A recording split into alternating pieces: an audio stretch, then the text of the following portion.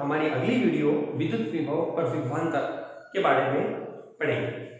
देखिए, विद्युत विभव और विभवांतर को पढ़ने से पहले हम एक छोटा सा एग्जांपल देखते हैं। मैंने यहाँ पर एक डायग्राम बनाया है आपको, जिसमें एक पानी की टंकी फर्स्ट और ये कुछ गहराई पर टंकी नंबर 2 स्थित है, जिसकी सतह से ऊंचाई है 1, इसकी सतह से ऊंचाई हमने मानी है 2 नंबर। ठीक है, हम ये देखते हैं चित्र में स्तर 1 स्तर 2 की तुलना में क्या है, ज्यादा है। अब मैंने क्या किया, इसमें पानी भरा, पानी भरता है इसमें। हम ये देखते हैं कि टंकी 1 से पानी टंकी 2 में स्थानांतरित होता है, नीचे आता है और ये टंकी भरने लगती है इस तरह से। तो ठीक इसी प्रकार से यदि हमारे पास एक चालक तार है, चालक तार यह, जिसके 2 भाग है, हमारे पास 2 बिंदु है ए और बी। ठीक है, यदि हम ये कहते हैं कि आवेश ए से बी की ओर जाता है, ए से बी की ओर, तो ऐसी स्थिति में इन 2 बिंदुओं के मध्य जो विद्युत विभव का विभवांतर होता है, विद्युत विभव का जो अंतर होता है, वो विभवांतर कहलाता है। क्या कहलाता है? विभवांतर। हम देखिए, हम इलेक्ट्रॉन के स्थानांतरण को कहते हैं इलेक्ट्रॉन आवेश के रूप में, मतलब हम ये कहते हैं कि ए से बी की ओर स्थानांतरित होता है। तो ऐसी परिस्थिति में इन 2 बिंदुओं के मध्य विद्युत विभव का जो अंतर बनेगा वही विभवांतर कहलाता है। हम इसके बाद टॉपिक लेते हैं विद्युत विभव। विद्युत विभव ये क्या? देखिए स्टूडेंट्स, हमने कहा कि जैसे कोई स्थिर आवेश है हमारे पास +q बिंदु O पर स्थित है, जैसा कि हम पहले पढ़ चुके कि इस स्थिर आवेश के चारों ओर एक काल्पनिक क्षेत्र बनता है यह। ठीक है स्टूडेंट्स, अब मैं क्या करता हूं, किसी आवेश को, मान लीजिए वो Q0 आवेश है, उस Q0 आवेश को मैं इस बिंदु P पर लाना चाहता हूं यहां पर। तो मेरे द्वारा इस आवेश को लाने के लिए जो कार्य किया जाता है, जो कार्य किया जाएगा, वही विद्युत विभव के रूप में मुझे प्राप्त होगा। इसके लिए हम ये मानते हैं कि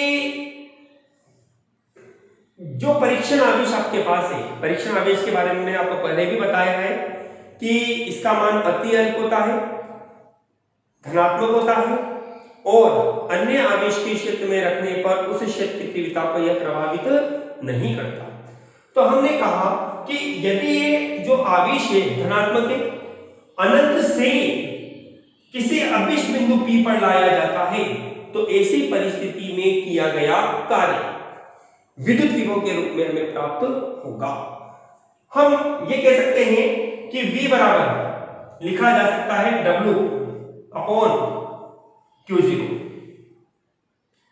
देखिए Q0 एक परीक्षण आवेश है, जिसके आधार पर हम ये कहते हैं कि इसका मान अति अल्प है। तो अति अल्प मान को प्रदर्शित करने के लिए हम यहां पर लिमिट का यूज करते हैं Q0 टेंड्स टू 0, जिसको लिखा जा सकता है। मतलब कि आप ये कहते हैं यहां पर कि Q0 का मान अति अल्प है, लेकिन शून्य नहीं होगा, इसका मान शून्य नहीं होगा, अति अल्प है। दूसरी बात कि जिस आवेश को आप ला रहे हो वो धनात्मक आवेश है, उस धनात्मक आवेश के विरुद्ध किया गया कार्य विद्युत विभव के रूप में हमें प्राप्त होता है। लेकिन यहां इस बात को हमें ध्यान रखा जाता है कि विद्युत विभव की परिभाषा के अंतर्गत हम उस आवेश को लाते हैं अनंत से, जिसका परिमाण 1 होता है। एकांक आवेश को लाने में किया गया कार्य। लेकिन एक बात और, सही सटीक परिभाषा के रूप में हम इसमें एक वर्ड और इंक्लूड करते हैं, यहां पर गतिज ऊर्जा अपरिवर्तित रखते हुए। गतिज ऊर्जा में परिवर्तन नहीं होना चाहिए। इसके आधार पर हम इस तरह से इसको परिभाषित करेंगे। देखिए आप, अनंत पर जो परीक्षण आवेश है एकांक धन आवेश को उसकी गतिज ऊर्जा में परिवर्तन किए बिना किसी अभिष्ट बिंदु पर लाने में किया गया कार्य, limit Q0 tends to 0 W बटे Q0, यह हमारे पास विद्युत विभव है। इसका मात्रक आपके पास बनता है, W कार्य है, कार्य का मात्रक होता है जूल, और आवेश जिसका मात्रक हमारे पास होता है कूलम। जूल प्रति कूलम बोर्ड एग्जाम में आया हुआ सवाल है 2018 में कि जूल प्रति कूलम मात्रक किस भौतिक राशि का होता है, तो वो राशि आपके पास है विद्युत विभव।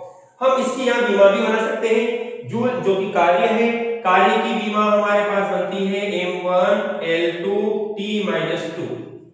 आवेश की विमा हमारे पास बनती है A1T1। तो कुल विमा हमारे पास बन जाती है इसकी m1L2T-3A-1। ठीक है स्टूडेंट्स, इस तरह से यह विद्युत विभव पॉइंट हमारे पास है। विद्युत विभव में हम इस बात को कहते हैं कि अनंत पर जो आवेश है उसकी गतिज ऊर्जा में उसका परिमाण 1 रखते हुए, धनात्मक आवेश मानते हुए उसकी गतिज ऊर्जा में परिवर्तन किए बिना अन्य स्थिर आवेश के क्षेत्र में लाने में किया गया कार्य उस बिंदु पर विद्युत विभव को दर्शाता है। अब इसी प्रकार से विद्युत विभव, जैसा कि दोबारा हमारा एग्जांपल है यह पानी की टंकी वाला, कि हमने टंकी 1 और टंकी 2 दोनों में भिन्नता आपने क्या रखी, स्तर की। इसका स्तर ज्यादा है, इसका स्तर कम है, तो पानी का प्रवाह टंकी 1 से टंकी 2 में होता है। तो उसी प्रकार से जिस बिंदु पर विभव ज्यादा होगा और जिस बिंदु पर विभव कम होगा, विभव के लिए आवेश का स्थानांतरण होता है। आवेश सदैव उच्च विभव से निम्न विभव की ओर स्थानांतरित होगा। इस प्रकार से विद्युत विभव दो बिंदुओं के मध्य विद्युत विभव के अंतर के रूप में विभवांतर को दर्शाता है, जिसके आधार पर, जैसे हमने ये चित्र बनाया एक चालक छड़ का, ये चालक छड़ है हमारे पास, ये दो बिंदु हमारे पास है A और B। हमने ये माना कि यहां विभव है A और यहां विभव है B। ठीक है स्टूडेंट्स, अब हम यदि इसको विभवांतर के रूप में लिखना चाहते हैं तो हम ये कहते हैं कि यदि इलेक्ट्रॉन A से B की ओर जाता है तो VA माइनस VB बराबर लिखा जा सकता है W बटे Q0। Q0 परीक्षण आवेश है। इस प्रकार से यह विभवांतर के रूप में आपको इक्वेशन प्राप्त होती है। विभवांतर और विद्युत विभव दोनों का मात्रक वोल्ट के रूप में हमें प्राप्त होता है, जिसको हम जूल प्रति कूलम के रूप में भी यहां पर लिख सकते हैं। ठीक है स्टूडेंट्स, इस आधार पर आपने ये देखा कि हम विद्युत विभव और विभवांतर को किस तरह से प्रदर्शित कर सकते हैं। हम इसको एक परिभाषित रूप और इसका ले सकते हैं। देखिए कैसे, जैसा कि हमने विद्युत विभव की परिभाषा के आधार पर कहा, अनंत पर स्थित आवेश को उसकी गतिज ऊर्जा में परिवर्तन किए बिना अन्य आवेश के क्षेत्र में स्थित अभिष बिंदु पर लाने में किया गया कार्य। तो देखिए स्टूडेंट्स, हम यहां पर ये मानते हैं कि जो कार्य किया जा रहा है वो अनंत से किया जा रहा है अभिष बिंदु P के लिए। ठीक, देखो इस तरह से आप,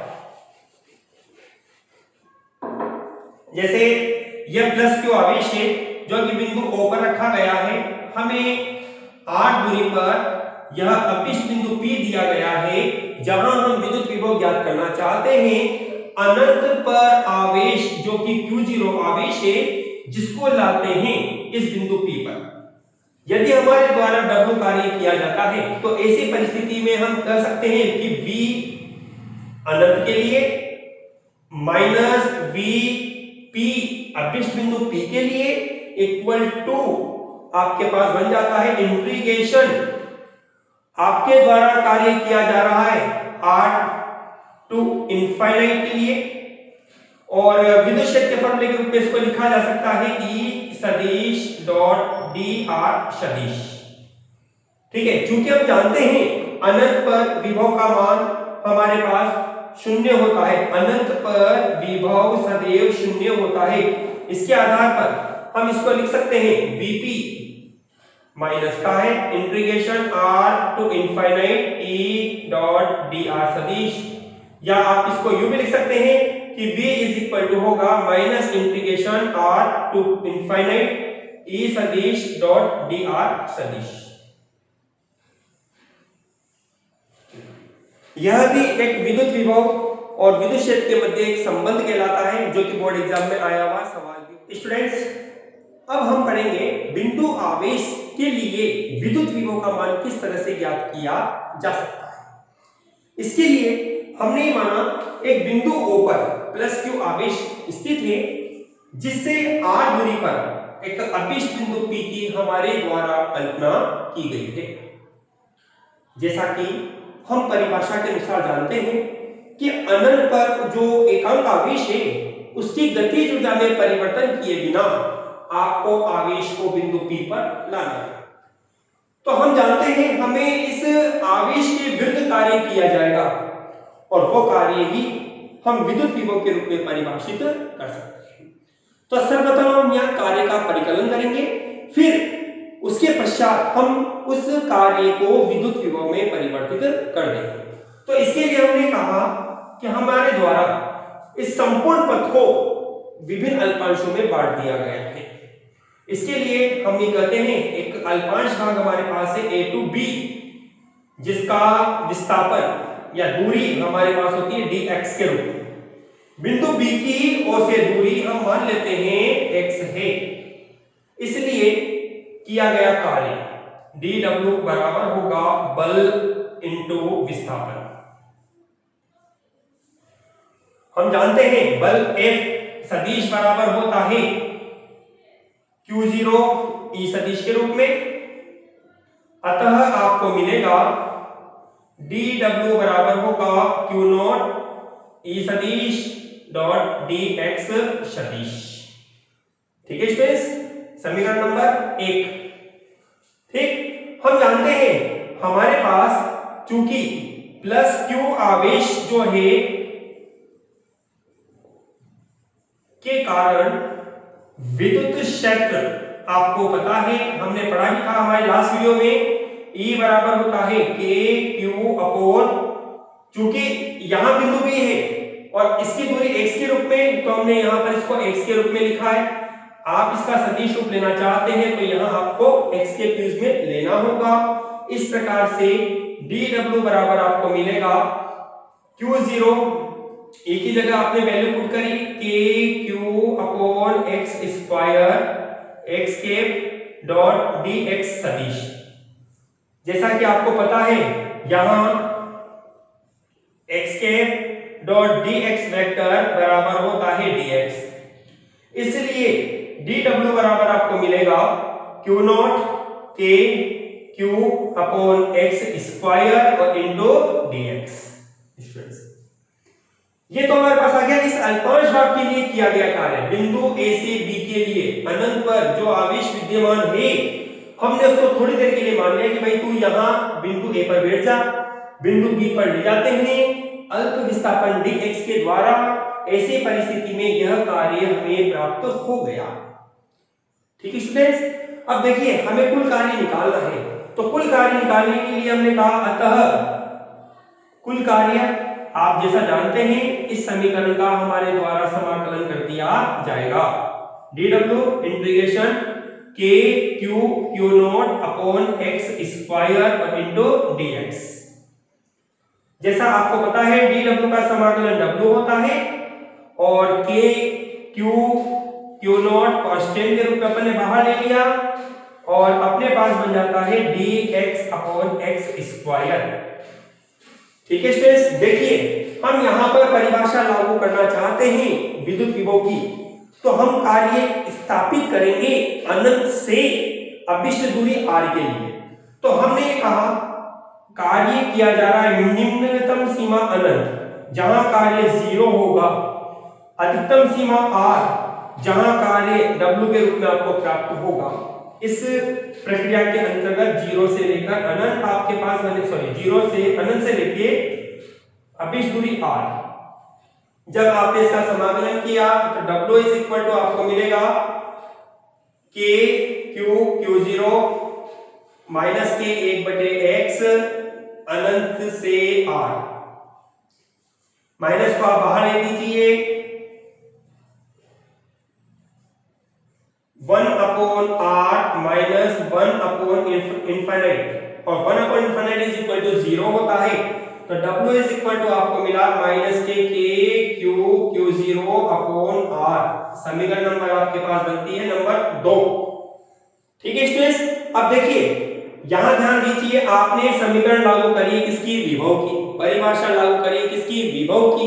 जैसा कि हमें विदित है, हम जानते हैं कि अनंत की प्रक्रिया में हम इसको विभव को परिभाषा के रूप में लिख सकते हैं VB माइनस VA। आपके द्वारा कार्य A से B किया जाता है, तो आप क्या लिखेंगे, VA माइनस VB बराबर होगा W बटे Q0। जिस आवेश को लाया जाता है उसके लिए कार्य किया जाएगा। आवेश Q0 आपके द्वारा लाया जाता है, तो आपने Q0 का डिवाइड किया। समीकरण नंबर आपके पास बनती है नंबर 3। हमने समीकरण 2 व 3 से हमने कहा VA माइनस VB, जब इस वैल्यू को आप रखोगे तो Q0 कट जाएगा, माइनस के KQ अपॉन R आपको प्राप्त होगा। देखिए ये हमारा आंसर बनता है, लेकिन अभी अधूरा है ये। क्यों? क्योंकि आपने बिंदु A की स्थिति को कहां दर्शाया है, अनंत पर, और अनंत पर हम जानते हैं अनंत कंडीशन जो आपके पास है, अनंत पर VA बराबर आपको मिलेगा 0। अनंत पर विभव का मान सदैव 0 होता है, इसलिए आपको मिलेगा VB माइनस के रूप में इक्वल टू माइनस के KQ upon R, minus minus cancel हो जाएगा और V इज इक्वल टू अभिष्ट स्थिति के लिए आपको प्राप्त होगा KQ अपॉन R के रूप में। यह हमारे पास बिंदु आवेश के लिए विद्युत विभव का यहाँ पर मान है। देखिए स्टूडेंट्स, यहाँ एक बात और ध्यान रखिए, आप इस प्रक्रिया को दो प्रकार से और भी कर सकते हो। कैसे कि यहाँ पर भी आप माइनस साइन का उपयोग कर सकते हो, क्योंकि आपके द्वारा प्रतिकर्षण बल के विरुद्ध कार्य किया जा रहा है। तो ऐसी परिस्थिति में कार्य A टू B की स्थिति में होगा, तो यहाँ माइनस से नहीं बनेगा आपके पास। आप फिर इसको लिखोगे VB माइनस VA, क्योंकि VB स्थिति ये है और ये VA की स्थिति होगी। VB का मान ज्यादा बनेगा VA की तुलना में। जैसे जैसे आवेश के आप नजदीक होंगे अभिष्ट बिंदु की स्थिति के लिए, वहां विभव का मान सदैव ज्यादा होता है। ठीक है स्टूडेंट्स, इस तरह से बिंदु आवेश के लिए विद्युत विभव का मान हमें प्राप्त होगा V बराबर KQ अपॉन R के रूप में।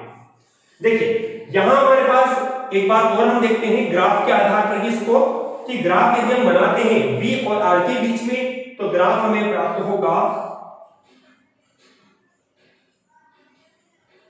अति परवलयिकार। जैसा कि आपको विदित है कि जैसे जैसे दूरी बढ़ेगी R का मान बढ़ता है, दूरी बढ़ेगी मतलब R का मान बढ़ेगा, तो विभव का मान क्या होगा, कम होता चला जाएगा।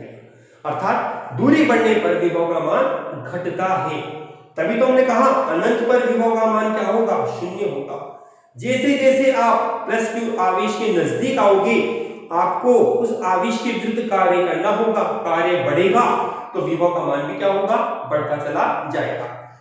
स्टूडेंट्स, यहां मैं आपके लिए एक सवाल देता हूं, छोटा सा सवाल है कि यदि मैं विद्युत विभव और विद्युत क्षेत्र दोनों का एक साथ R को दर्शाते हुए वक्र बनाना चाहता हूं, तो मैं यह वक्र किस तरह से बनाऊंगा।